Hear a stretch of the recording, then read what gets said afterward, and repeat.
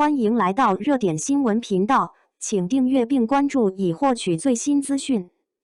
当热度遇上口碑，近期这5部剧谁是真王者？最近的国产剧市场，新剧多到看不过来。从程毅的《赴山海》，到赵露思的《许我耀眼》，再到白敬亭的《不眠日》，每一部都话题十足。然而，热度与口碑从来不是一回事。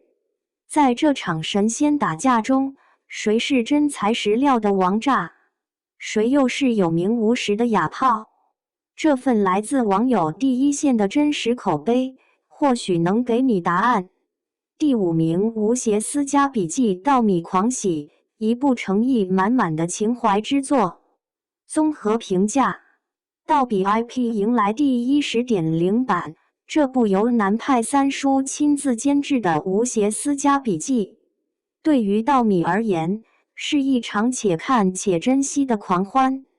它最成功的地方，在于其制作的诚意和对原著氛围的还原。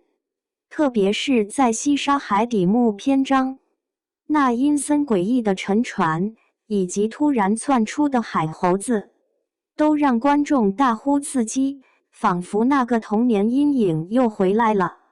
更令人惊喜的是这版铁三角的选角，徐振轩的表演被盛赞为天选吴邪，他完美的还原了吴邪在故事初期那份独有的介于书卷气与好奇心之间的天真。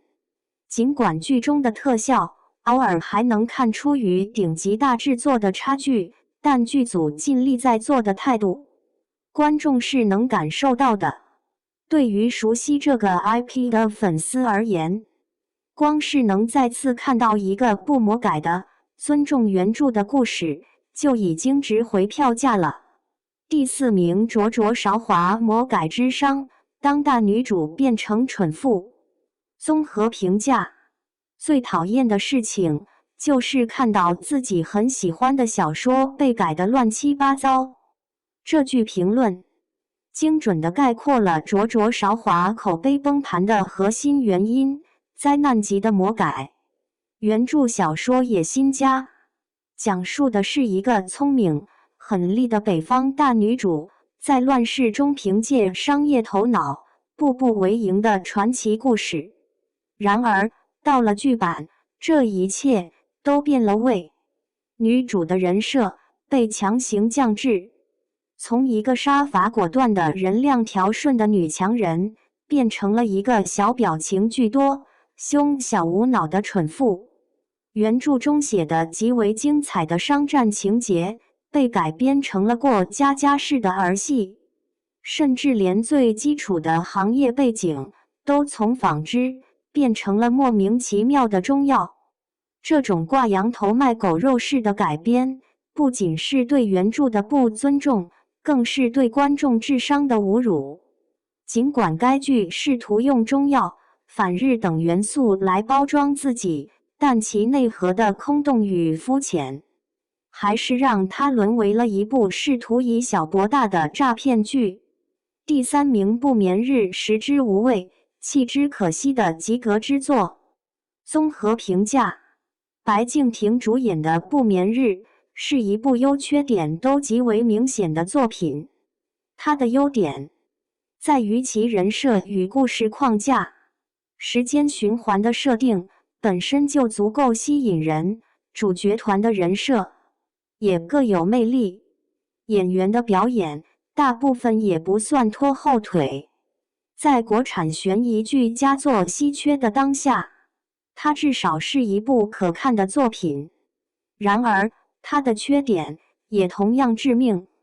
首先是节奏，导演对叙事节奏的把控存在很大问题，经常在紧张的探案过程中插入一些莫名其妙的煽情桥段，完全打乱了悬疑剧应有的氛围。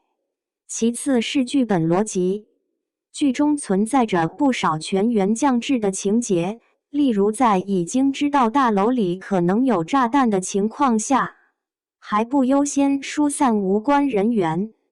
这些细节上的硬伤，让整部剧的观感显得有些割裂。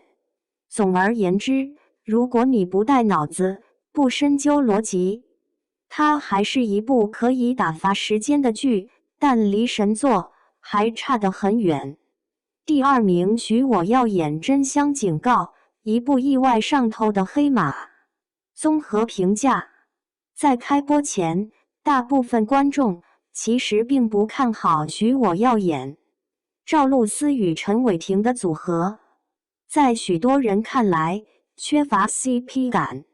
然而，这部剧却凭借其过硬的品质，上演了一出漂亮的真香逆袭。首先是赵露思的惊艳蜕变，她不仅在剧中贡献了数十套堪称穿搭教科书的造型，其演技更是肉眼可见的进步。她将女主角许妍那种在甜美主播与野心家之间无缝切换的复杂性演绎得极为到位，眼神戏尤其出彩。其次是剧情张力十足，商战线与感情线的穿插恰到好处，每集都有能抓住人的串子，让人欲罢不能。而陈伟霆的表演也成功地塑造了一个深沉复杂的男主角形象。这部剧是近期少有的能将狗血拍出高级感的都市爱情剧。第1名，傅山海诚毅的个人秀，一部优缺点都极其尖锐的作品。综合评价，不愧是诚毅，这是傅山海评论区里最常见的一句话。这部剧的口碑虽然2极分化，但诚毅的个人表现却赢得了满堂彩。他一人分饰3角，将3个性格截然不同的角色演绎得活灵活现，其文戏的感染力依旧是顶级水准。而更让观众惊艳的是他的打戏，剧中的武打设计堪称近年最佳之一，行云流水，速疾凌厉，充满了力量感与美感，且杜绝了慢动作调快的敷衍。仅凭打戏，这部剧就已经值回票价。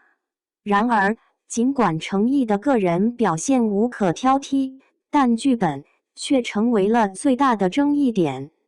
前期剧情平淡，后期虽然渐入佳境，但全员 B 的结局还是刀惨了无数观众。可以说，傅山海是一场诚意的个人秀。如果你是他的粉丝，或是纯粹的武侠打戏爱好者，那么这部剧绝对不容错过。